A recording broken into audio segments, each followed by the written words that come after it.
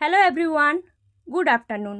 আজকের এই ভিডিওটিতে আমি তোমাদের সাথে কিছু গুরুত্বপূর্ণ এমসিকিউ আলোচনা করব, যেগুলো আপকামিং যে কোনো কম্পিটিটিভ এক্সামসের জন্য গুরুত্বপূর্ণ। কমেন্টে অনেকে আমাকে রিকোয়েস্ট করেছিল সাবজেক্ট ওয়াইজ ক্লাস করার জন্য, তাই এখানে শুধু ইতিহাসের কিছু কোশ্চেন আমি তোমাদের সাথে শেয়ার করছি। চলো, প্রথম প্রশ্ন, মেদিনীপুর জেলার জঙ্গলমহলে প্রথম আদিবাসী বিদ্রোহ কবে হয়? অপশান দেখো দেয়া রয়েছে। সঠিক উত্তর হবে অপশান সি, 1766 সালে। মূলত মেদিনীপুর জেলার বলতে মেদিনীপুর, বাঁকুড়া, তারপর মানভূম বা ধলভূম, মানভূম, ধলভূম, এই সমস্ত গ্রামাঞ্চলের আদিবাসীরা ইস্ট ইন্ডিয়া কোম্পানির অত্যাচারের বিরুদ্ধে একটি ধারাবাহিক কৃষক আন্দোলন করেছিল, যেটা জঙ্গলমহলে আদিবাসী বিদ্রোহ নামে পরিচিত। নেক্সট, কোন বিপ্লবী দ্বিতীয় শিবাজি নামে খ্যাত? দ্বিতীয় শিবাজি কোন বিপ্লবী? অপশান দেখো কি কি রয়েছে। সঠিক উত্তর কি হবে? সঠিক উত্তর হবে অপশান সি, বাসুদেব বলবন্ত ফাড়কে, যিনি মূলত মহারাষ্ট্রের বিপ্লবী নামে পরিচিত ছিলেন। বাসুদেব বলবন্ত ফাড়কে, যিনি দ্বিতীয় শিবাজি নামে পরিচিত। ঠিক আছে, আচ্ছা, পরের প্রশ্ন আমি চলে যাব। ফাদার অফ ইন্ডিয়ান আনরেস্ট নামে কে পরিচিত? ঠিক আছে, অপশান দেখো কি কি রয়েছে। ফাদার অফ ইন্ডিয়ান আনরেস্ট বলা হয় বাল গঙ্গাধর তিলককে, যিনি স্বরাজের অধিকারের জন্য লড়াই করেছিলেন। উনি একজন সমাজ সংস্কারক ছিলেন এবং বিপ্লবীও ছিলেন বলতে পারো। মাদ্রাজের রেল ওনাকে ফাদার অফ ইন্ডিয়ান আনরেস্ট নামে অভিহিত করেছিলেন, বাল গঙ্গাধর তিলককে মাদ্রাজের চার্চিল রেল। ঠিক আছে, পরের প্রশ্ন আমি চলে যাব। সমুগ্ধাগম চক্রবর্তী উপাধি দেয়া হয় সমুগ্ধাগম চক্রবর্তী। অপশান দেখো কি কি দেয়া রয়েছে, কার কার নাম, তাদের মধ্যে সমুগ্ধাগম চক্রবর্তী কাকে বলা হয়? সঠিক উত্তর কি হবে? Option B, Ashutosh Mukhopadhyay, sir Ashutosh Mukhopadhyay, যিনি বাংলার বাঘ নামে পরিচিত ছিলেন। উনি হাইকোর্টের বিচারপতি ছিলেন এবং কলকাতা বিশ্ববিদ্যালয়ের একজন উপাচার্য ছিলেন। ওনাকে সিংহলের মহাবোধি সোসাইটিতে ওনাকে সমুগ্ধাগম চক্রবর্তী উপাধি দেওয়া হয়েছিল, স্যার আশুতোষ মুখোপাধ্যায়, যিনি বাংলার বাঘ নামে পরিচিত। ঠিক আছে, নেক্সট প্রশ্ন, ব্রিটিশ ইন্ডিয়ার প্রথম ভাইসরয় কে হন? প্রথম ভাইসরয় কে হয়েছিলেন? গভর্নর জেনারেল পদটাকে ভাইসরয় পদে পরিবর্তিত করা হয়েছিল। সঠিক উত্তর হবে চার্লস জন। আচ্ছা, চার্লস জন নামটা অনেকেই জানে না, অনেকে লর্ড ক্যানিং হিসেবে জানে, কিন্তু এই চার্লস জন লর্ড ক্যানিং একই ব্যক্তি। পরে উনি ওনার কাজের জন্য লর্ড ক্যানিং নামে পরিচিতি পেয়েছিলেন এবং ওই লর্ড ক্যানিং নামে ওনাকে সবাই জানে। নেক্সট,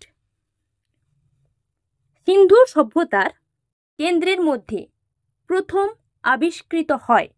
সিন্ধু সভ্যতার কেন্দ্রের মধ্যে প্রথম কি আবিষ্কৃত হয়েছিল, মানে কোনটা? দেখো অপশন কি কি রয়েছে।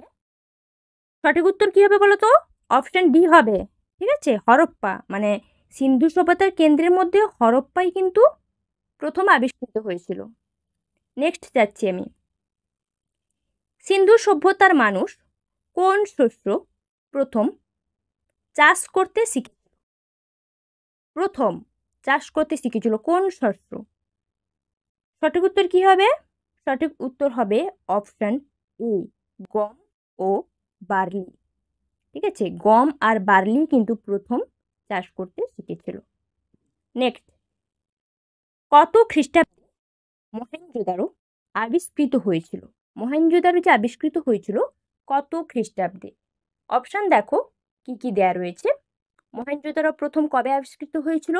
সঠিক উত্তর হবে অপশন সি 1922 খ্রিস্টাব্দে প্রথম মহেঞ্জোদারো আবিষ্কৃত হয়েছিল, যেটা সিন্ধু সভ্যতার অন্তর্ভুক্ত। নেক্সট প্রশ্ন, ভারতের জাতীয়তাবাদী আন্দোলনের সময় কোন ভারতীয় লেখক গোরা উপন্যাস রচনা করেন? গোরা উপন্যাস কে রচনা করেছিলেন? সঠিক উত্তর হবে অপশন বি রবীন্দ্রনাথ ঠাকুর, যিনি বিশ্বকবি নামে পরিচিত। উনি গোরা উপন্যাস রচনা করেছিলেন।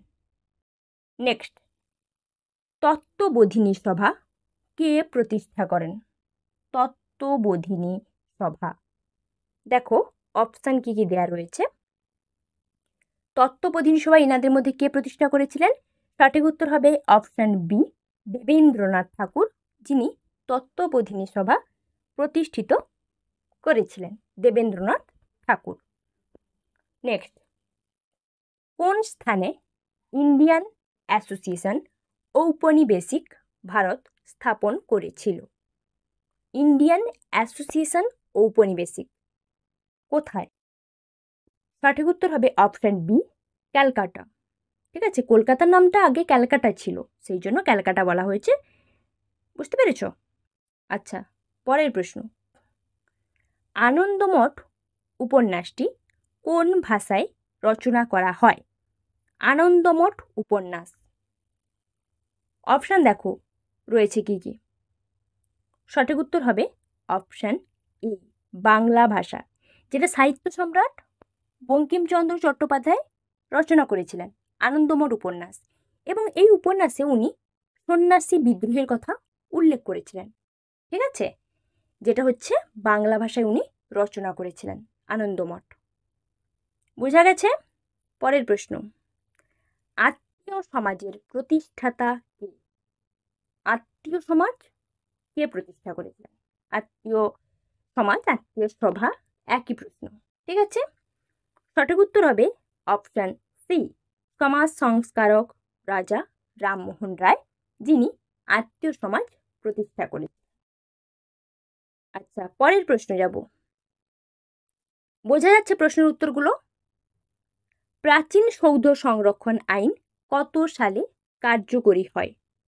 প্রাচীন সৌধ সংরক্ষণ আইন, সঠিক উত্তর হবে অপশান ডি 1904 সালে প্রাচীন সৌধ সংরক্ষণ আইন কার্যকর হয়েছিল। আচ্ছা, আমি আজকে ইতিহাসের কিছু প্রশ্ন তোমাদের সাথে আলোচনা করলাম। তোমরা যারা সাবজেক্ট ওয়াইজ ক্লাস চাইছিলে তারা নিশ্চয়ই ভিডিওটি দেখতে পাচ্ছ। যদি অন্য কোনো কন্টেন্ট চেয়ে থাকো বা অন্য কোনো বিষয়ে প্রশ্ন চেয়ে থাকো, সেটা অবশ্যই কমেন্ট করে জানাও। আমি চেষ্টা করব তোমাদের কাছে কন্টেন্টকে পৌঁছে দেওয়ার জন্য। তার আগে ভিডিওটিতে লাইক কমেন্টস অবশ্যই করো এবং চ্যানেলটিকে সাবস্ক্রাইব করো।